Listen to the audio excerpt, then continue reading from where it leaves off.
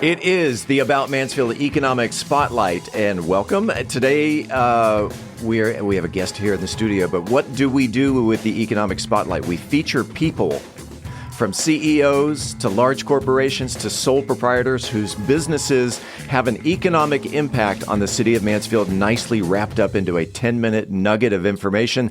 We want to thank our sponsor, the Mansfield Economic Development Corporation. Today, we are talking with a sole proprietor, Tracy Keltner. She's the owner of Urban Potluck Sales. Tracy, welcome to the Economic Spotlight. Steve, thank you for having me. First of all, I have to ask you, before we get into estate sales, why?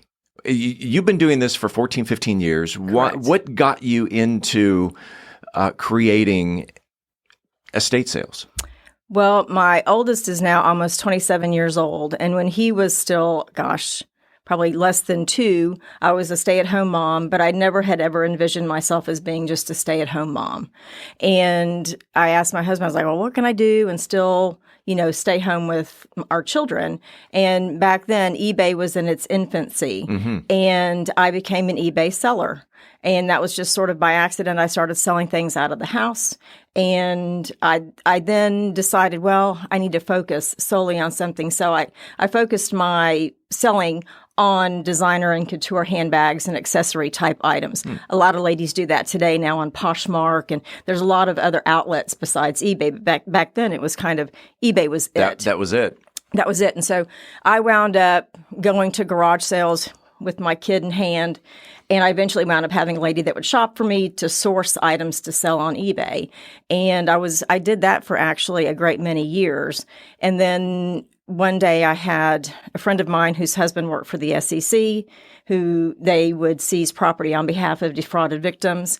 And they called and said, hey, we heard you sell stuff on eBay. We got some stuff to sell. And so that sort of just took me to another level.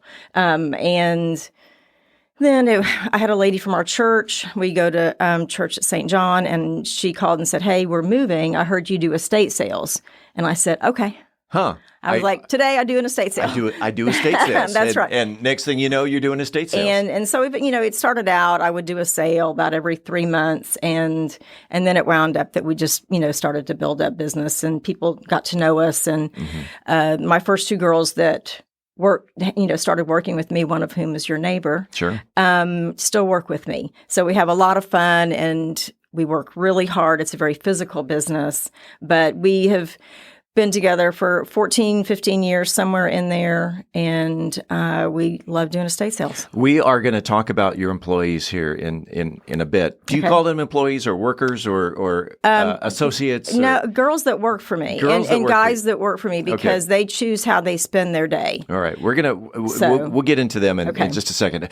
I have been to not only your estate sales, I've been to estate sales. I love estate sales. I see a sign. It's like, quick right turn, and there I am. Yes.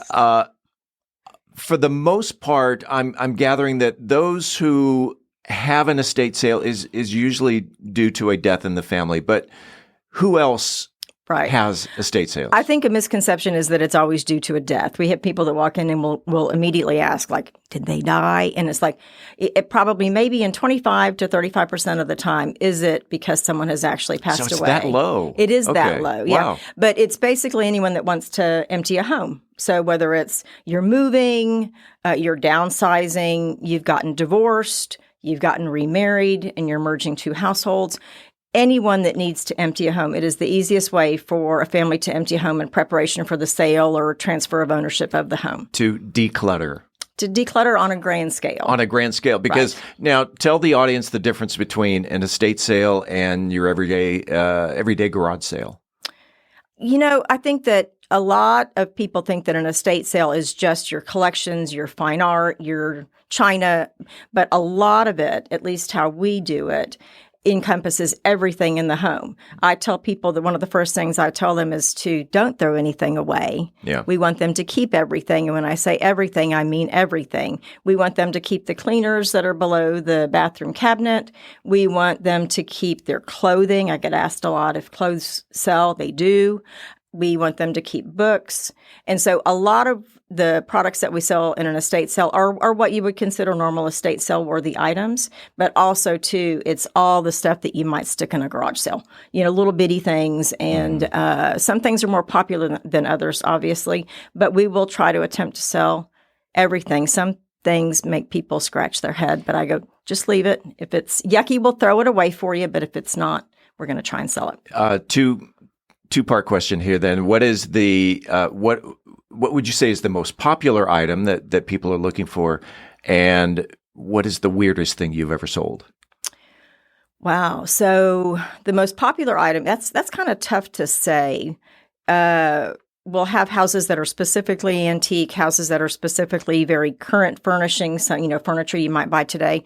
We'll have, we'll kind of have the sort of old school collectible type house. And then we'll have designer houses that are full of name brands, designer items, designer handbags and clothing. And so I can't say that there's any one thing that is specifically more popular than anything else. We just try to highlight it to the best of our ability. But people will come in collecting. We'll have crafters, we'll have quilters, we'll have guys who want fishing lures, we'll have guys that want hunting. Or albums. Or albums, or old vinyl albums. They're big, they're hot, and people love those. And so I think that for my clients, something that might disgruntle some of my shoppers is that we will look and individually price each album, unless they're kind of generic, okay, which is a big deal. But it helps to make more money on behalf of the client. And the collectors, I think, at some point have come to respect us for kind of knowing what we're doing, as opposed to just going, everything's a buck, which the shoppers would love. Baseball cards. Okay. I would assume, are they hot sellers? The baseball card collectors are numerous. I can't say that unless you've had your cards graded by a professional. Gotcha. The value is not there, in that we're not going to take the time and the money to have it graded on behalf of a client. Let's get back then to the weirdest thing you've ever sold. Wow. Well, some of those things I can't say. Uh-oh. Not that I've sold, but I mean, and this is bad, but it doesn't happen a lot. But we'll get like magazines that aren't necessarily family friendly, but I box them up to where not all eyes can see, and it sells. And I don't question; it doesn't matter to me.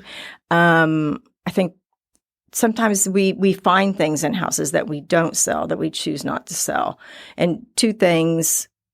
Well, we found it twice, and it's just evidence of indiscretion on the part of one of the partners. And it's a sad but fascinating thing that we find that we don't return to the family. We throw it away, especially if the person has passed away, because it's hurtful if they know, it's hurtful if they don't know. Right. So, but we'll find things like that. So when someone contracts you to do an estate sale at their home, how far in advance are you going into their home to organize everything to get it ready for the sale? We're pretty fast, but generally speaking, I allow about 2 weeks from start to finish. But we can probably get a normal house, maybe 2,500 to 3,000 square feet done in about a week, give or take a few days for us to wrap it up. Does the owner need to be present while the estate sale is going on? This is a big question, and the answer is no. And we would prefer that you not be present. It's not that we don't want you in your house. It's just that we move pretty quick, and people have a tendency to get in the way. There's a lot of times that they want to give us backstory on everything that we're selling. And I appreciate that, and they love and cherish their things, but the backstory we don't necessarily need, because there's a good chance we've seen it before. Talk about your employees, because as you mentioned, there's longevity in your employees. Sure. How do you take care of your employees so that they do work for you 14, 15 years? All the women that work with me, and then there are some guys that work with me as well, but for the most part, we're a bunch of women doing these estate sales, and we have a lot of fun.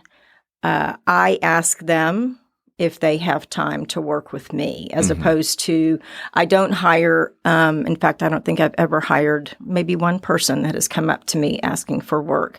And that it may discourage some, because a lot of people think it's a lot of fun, but it's a lot of hard work. And we are literally in people's private spaces and their underwear drawers. And so I have to have complete trust and transparency with my clients as well as with the girls that choose to spend their time with me on a daily basis. But I think for the most part, my one thing that I want people to know is that we're a lot of fun. The girls that work with me are a lot of fun. If you want to work with me, you better be a lot of fun. But also, too, we're in some gross stuff. So yeah. Actually, two of your employees are my neighbors, and that they have nothing but great things to say about the Urban Potluck Sales. Well, and I think that's fabulous. And I don't want to say that we're in gross stuff, but we're in dirty sometimes, and a lot of people have a hard time. Requires gloves. Right. Yes. Yes. Okay. In the minute or so that we have left, is there anything that you want to add? We'll get into contact information here in a second, but is there anything that you advise for the viewing audience, the listening audience, in regard to hosting or estate sales in general? Estate sales take longer than people give them credit for. And for all my real estate friends, this is big, but I have never had a house where the contents exceed the value of the home. And so don't get so hung up on how much a particular item is going to bring, because I think that the service aspect of what we do, the job of emptying the home and getting it down to almost nothing, is the biggest thing that we bring to the table. Oh, and by the way, I'm going to give you a check at the end. Yeah. But it is kind of the easiest thing for, especially if someone's passed away, you're not having to deal with it on an emotional level. And it's going to be empty so that you can sell your home with ease and not have to worry about all these little bits and pieces and moving parts and getting it all out the door. That's what we handle. Speaking of emptying the house, the short answer to what happens to merchandise that doesn't sell? In my case, every estate sale company handles that a little bit different. Mm-hmm. But in my case, we get it into a nice, tidy pile in the garage. At the end of the sale, it'll be done by the last night of the sale. When I contract with my clients, I recommend the next call they make is to the charity of their choice that does an in-house pickup. And for the Monday or Tuesday following the weekend of the sale, and that's the easiest way for you to get the house empty. So, donate it to charity. Donate it to charity, and then you'll always have that aspect, because don't start donating before you have the estate sale, because we'll probably sell some of that stuff. There you go. If someone wanted more information about Urban Potluck Sales, where can they find you? They can go to my webpage, which is urbanpotlucksales.com, or they're welcome to give me a call, and I guess we provide my number. Give them your phone number. 817-602-7925. urbanpotlucksales.com or 817-602-7925. That, my friends, is a 10-minute nugget of information. That is the About Mansfield Economic Spotlight. Tracy, thanks for making an economic impact on the city of Mansfield. Steve, thank you for letting me be here, and thanks to the city of Mansfield.